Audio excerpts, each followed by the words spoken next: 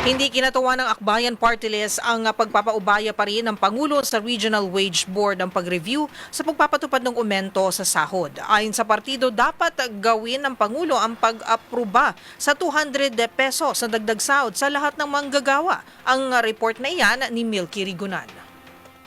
Malaking pagkakadismaya ang desisyon ni Pangulong Bongbong Marcos na panatilihin pa rin sa mga Regional Wage Board ang pag-aaral kung magkano ang aumento sa sahod ng mga manggagawa.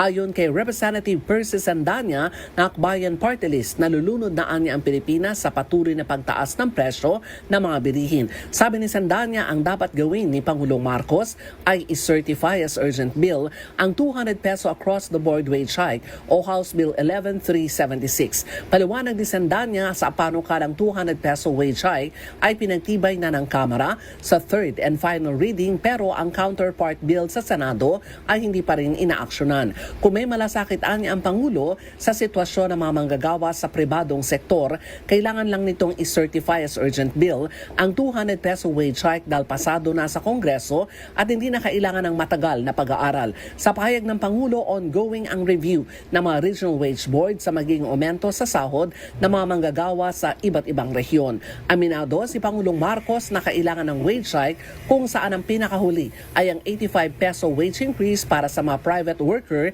sa National Capital Region. Para sa MBC TV Network News, ako si Milky Rigunan. Una sa Pilipinas, una sa Pilipino.